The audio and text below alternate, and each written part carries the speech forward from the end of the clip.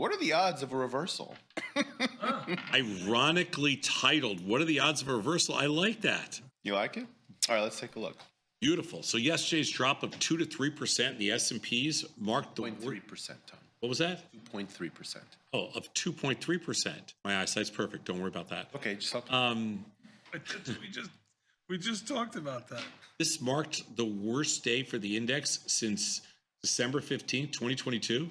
The NASDAQ, the down 3.6%, was the worst day since October 7th, 2022 for a day-to-day change. That's right.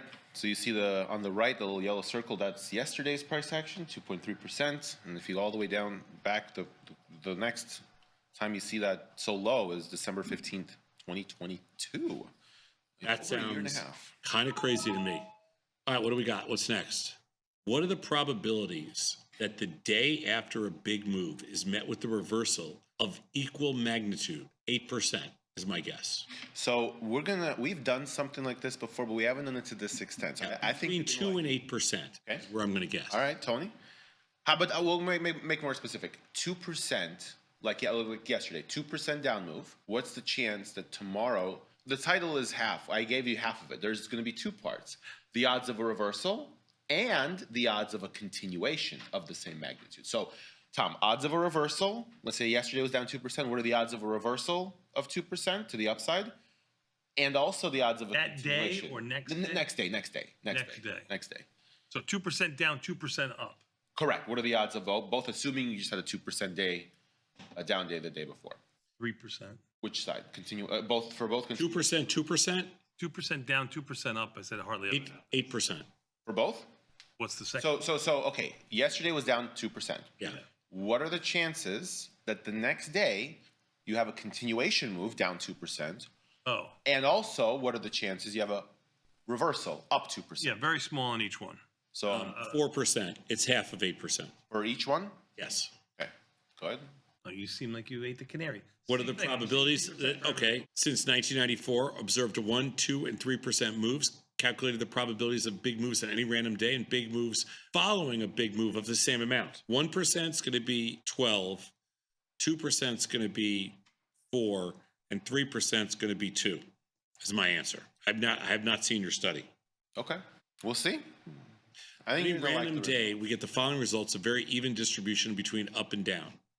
That said 4% right there. So any random day. I said 4%. Oh, this is nothing. No. I said 2%. I said 4%. No. I said 12. 2% down, 2% up. I said 4%. It is 4% there. I actually said on these numbers, 1% I said 12, both ways. 2% I said 4, and 3% I said 2. Whatever I said. So this is just a random move. I know. I'm pretty damn close. Well, yes, you are. Very good. Okay, thank you.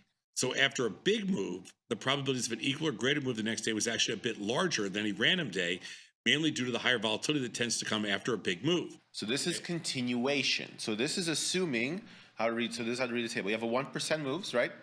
Up day 16%. What does that mean? That's if you have a 1% move, the chance that you have another 1% move to the same direction the next day is here. So 16% if you have a 1% move to the upside.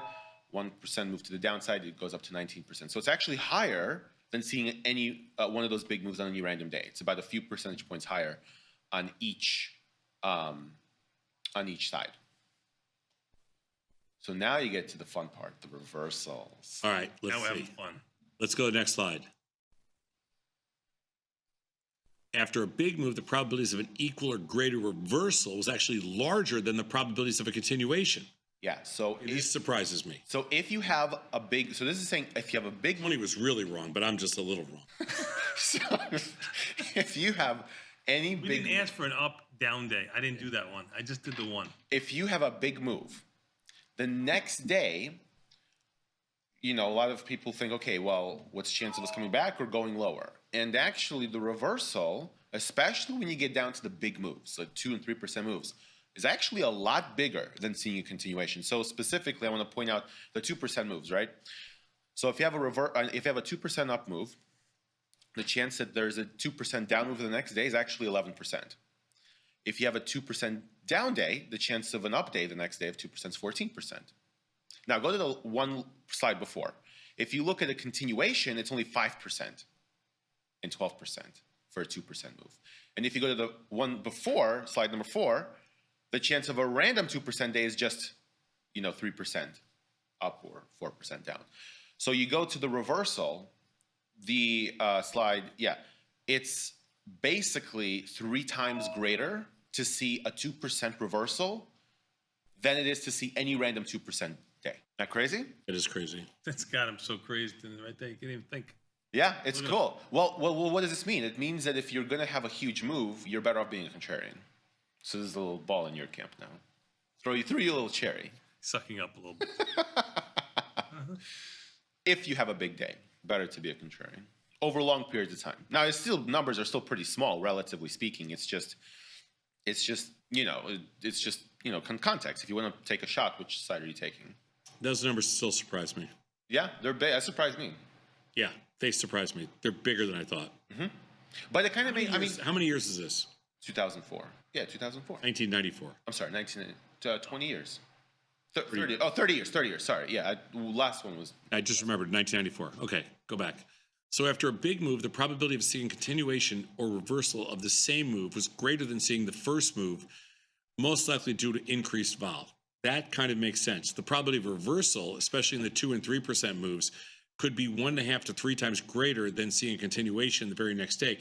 Somebody emailed me yesterday and said, is that considered clustering of these moves and all this other stuff? And I guess to a certain extent it is. Yeah, of course. And I was like, but it doesn't matter. But it does matter a little bit. I mean, today's a perfect example. Like, you had a huge move yesterday. You opened down. NASDAQ was down almost 2%. I don't know. What is it down now? It's only down 1%, like the bet called. Oh, my God. The S&Ps were down 38. They're down 21. So I'm going to kill them. You tend to see a lot more. You may have just seen the lows. That's exactly what I said. I mean, you did say it. You did say it. I heard you. Thank you. Thank you. Do you want me to shine your shoes later today? No. Sure. But if somebody were to ask you, what do you do for a living? What would you answer? I actually have a hard time saying that because I actually have a hard time describing it. Do you know that? It's a really hard thing to say. It's a hard thing to say. It's like, What do you say you do?